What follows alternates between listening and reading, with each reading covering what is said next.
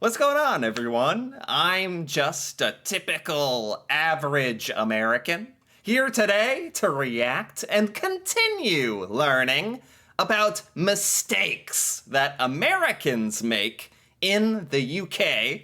Part 2. If you haven't seen Part 1, feel free to go check that out, or stay right here where you are. That's perfectly fine as well. But in Part 1, we started learning about this woman, an American, and she was talking about her experiences as an American living in the UK, and specifically, all of the weird, random mistakes and embarrassing situations she found herself in due to the differences between our two cultures. And I went from being entertained at this whole thing to now I'm actually kind of concerned. Like, there are so many weird, random little things that Americans can do wrong in the UK. I'm a bit concerned that I would do everything wrong.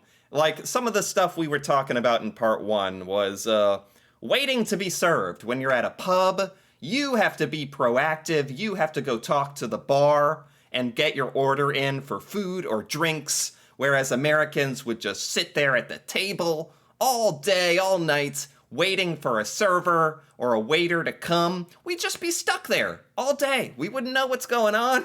And the phrase, what else did we learn about? The phrase, "you all right?" You all right?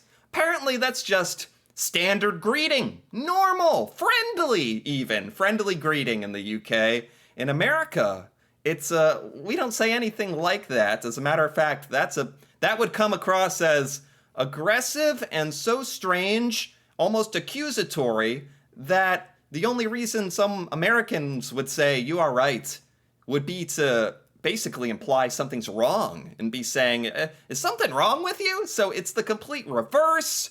Just stuff I've never even considered.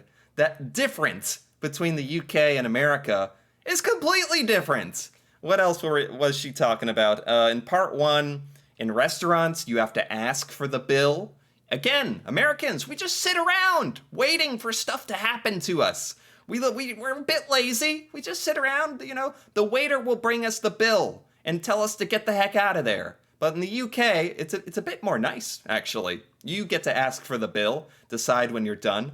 So a lot of differences, a lot of mistakes Americans can, and I assume do, make while in the UK. And I don't know, I'm doing my best to absorb this information so that I may learn from her sins, from her mistakes. No, honestly, I'm enjoying this quite a bit, learning a lot as well. And these are fascinating differences. So I'm excited to hear what other mistakes Americans make in the UK. Okay, the next mistake I've made is ordering still water when I wanted tap water, but didn't realize that I needed to actually say tap water to order tap water. Huh? Now, in the U. Huh.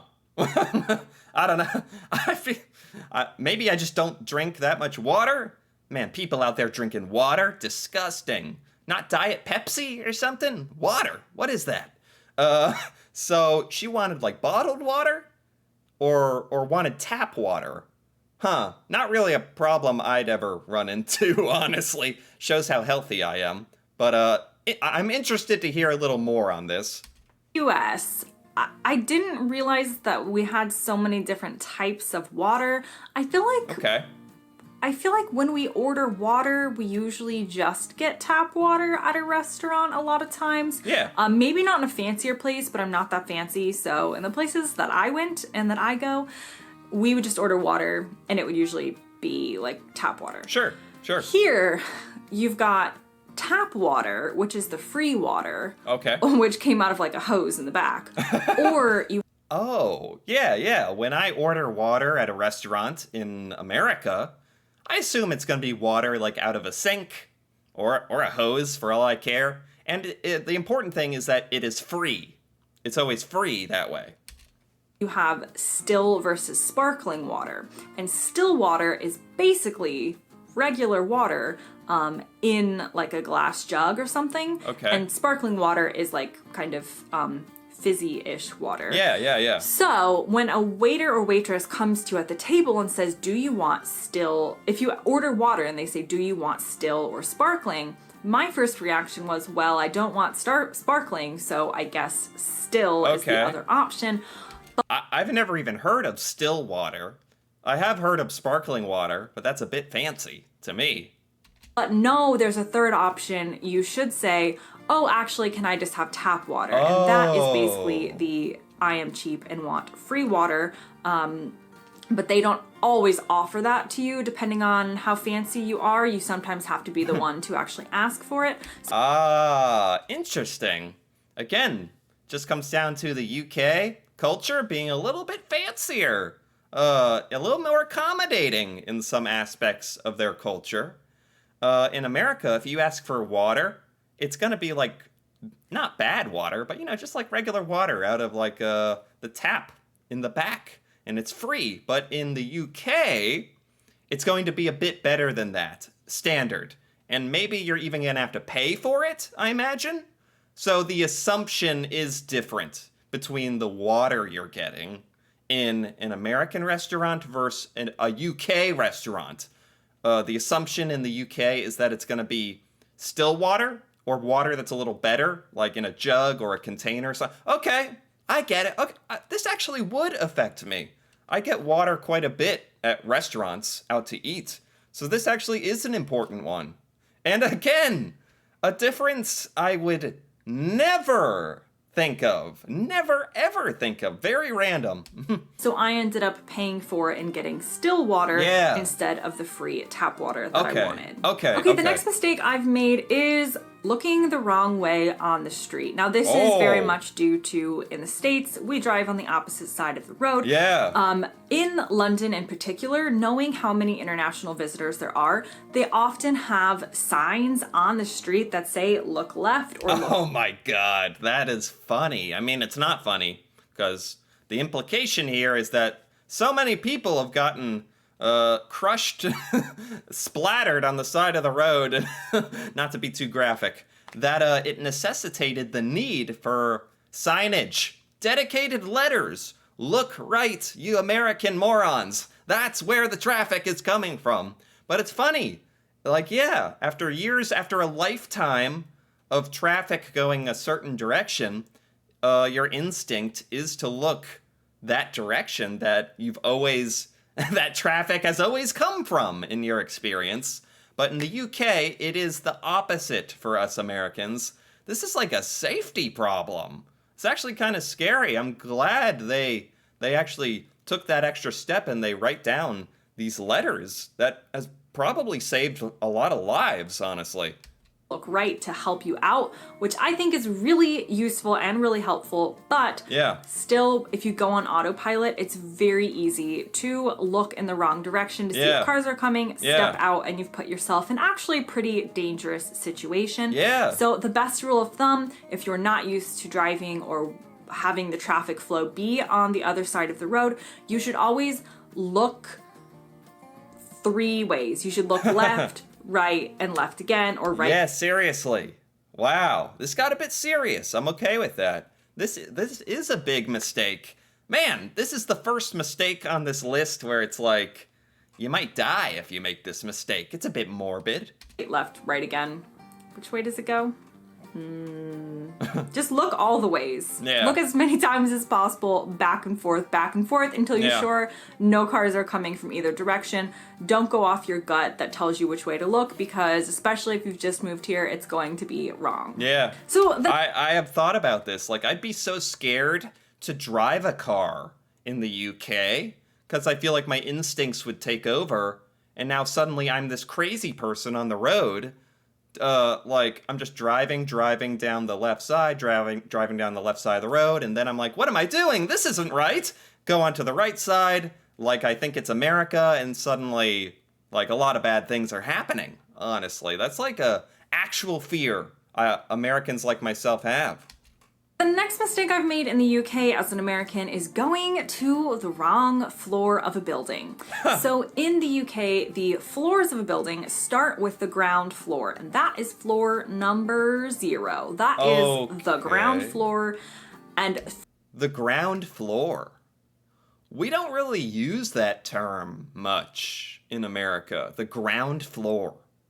Like, I've heard that, But no one ever says that in America, honestly. The ground floor, everyone would say the first floor. But she's saying the ground floor is the 0 floor, not the first floor. Is that this is confusing. Floor number 1 starts the next one up. So the first floor of a building is not the floor that opens to the street. In the US, we start with 1 as basically the ground, what is the ground floor here, the one that opens to the street. So when people give you instructions on, oh yes, you can go up to the 4th floor, your employer is ready to interview you now, and you end up on the completely wrong floor, searching and searching and searching for the office that doesn't exist because you're on the wrong floor, but you don't realize you're on the wrong floor because... Oh my gosh, yeah, this is another very important one that I would never think of. Yeah, we don't have a 0 floor. A 0 floor. I guess that kind of makes sense, honestly. I was trying to think in my mind, who's doing it right here? The Americans or people from the UK?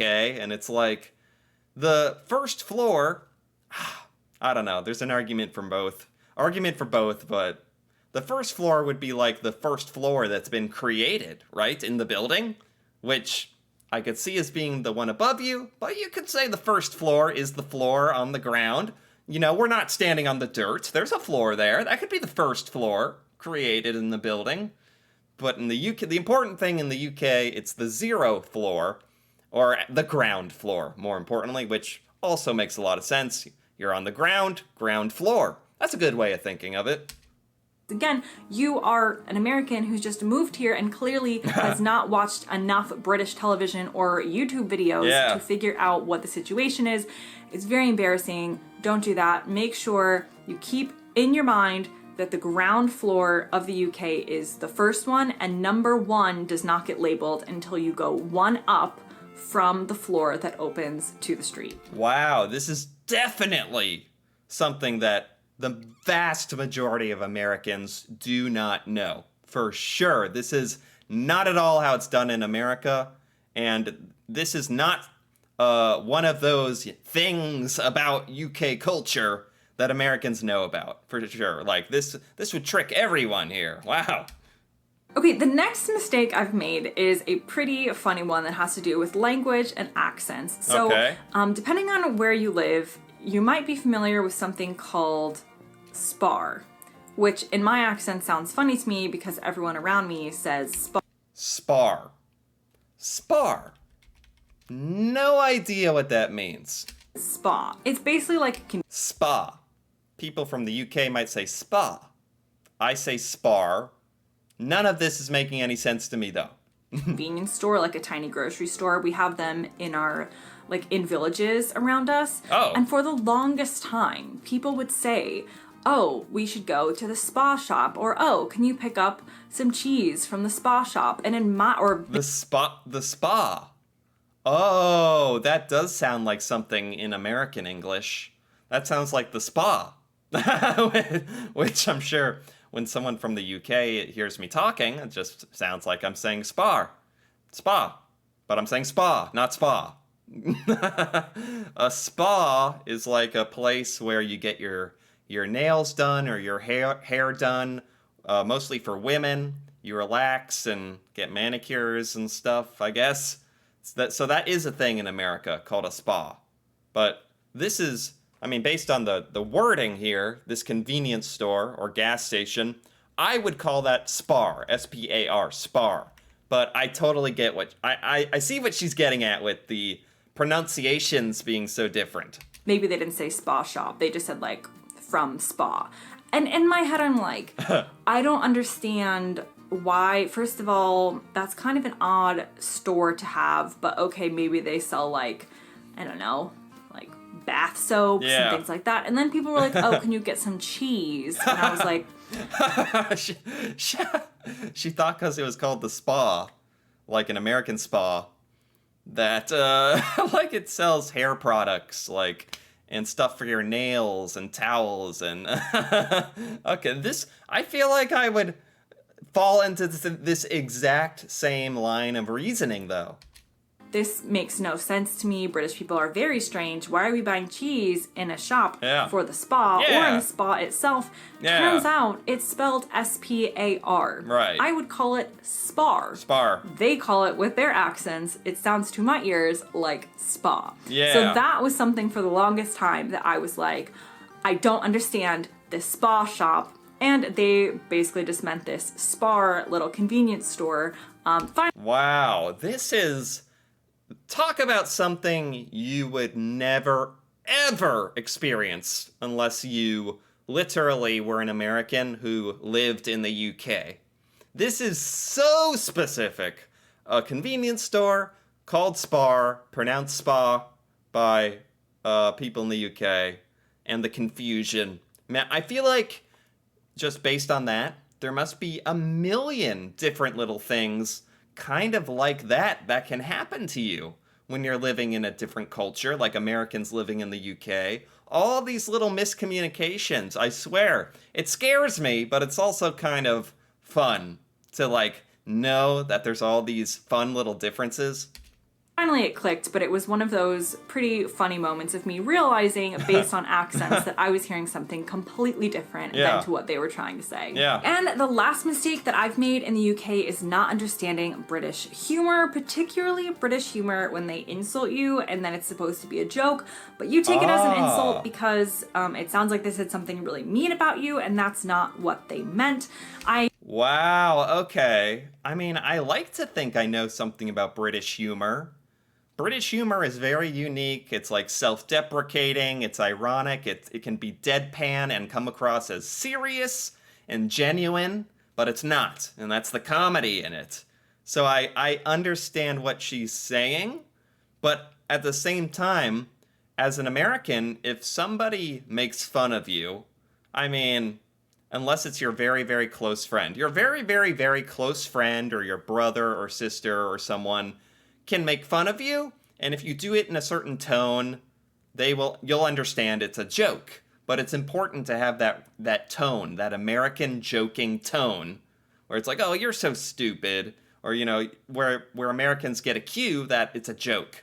So I can see where going and living in the UK, the kind of presentation of the humor and the self-deprecation and making fun of each other, that can come across as sincere to Americans who don't understand it's a joke. I see. I feel like I do have a much better grasp of British humor now, but it's still something that's very difficult to adjust to as an American. Yeah, and I'm also thinking, like, how far do people in the UK take this? Like, what will your best friend be like, you stupid, idiotic moron, you'll never amount to anything in your life? And then you'll be like, oh, you're killing me with these jokes. Haha. Like, is it like that? Or level of mean? A good rule of thumb is a British person is often not going to insult you to your face. They're going to insult you behind your back and talk about you to everyone in the village or the extended family. Or just kind of to their significant other. They're not going to tell you to your face, usually. Very similar to Americans, actually, in that regard. That you are stupid, that they hate you. They're just gonna, like, smile and pretend that they like you. Okay. So if they do insult you... I don't know if this is, like, a very comforting thought, but I guess it is useful. It's probably a joke. Probably. It's just part of the culture, oftentimes, of, like, taking the mickey or this kind of, like, banter. They just often will insult as a means of humor. Okay. And funnily enough, of showing that they actually do like you. Okay. So if you... Right, like you're comfortable around somebody. If you can make fun of them and insult them, it means you're comfortable. Like, I get that, you know? If you're an American moving to the UK or living here, definitely try and, like, read the room. Does this person have a reason to hate you? Again, if they do hate you, they're probably going to pretend to your face that they like you, because hating someone openly to your face is far too much confrontation for most British people I've met. So if you're insulted, usually take it as a joke. That's just part of the humor. Now I'm, like, very curious. Is this taken to, like, another level in the UK? Because Americans don't insult each other too much for jokes to be funny.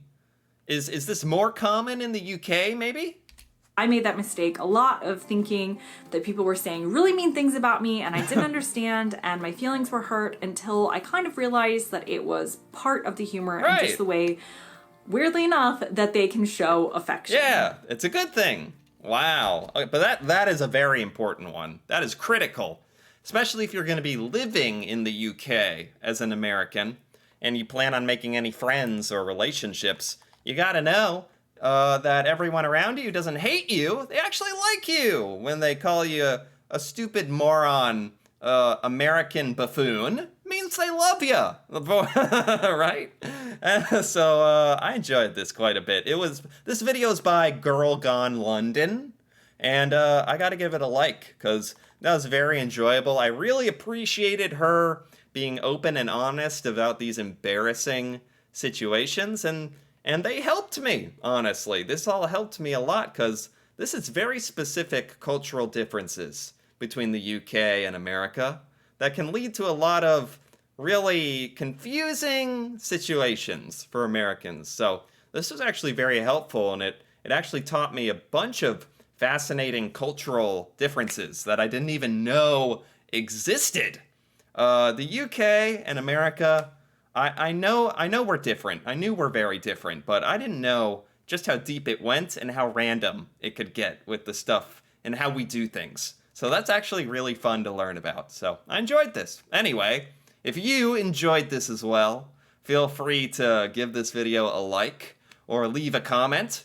And if you're interested in more videos like this, me reacting to the UK and UK culture and stuff in the UK I have never seen before, feel free to subscribe for more.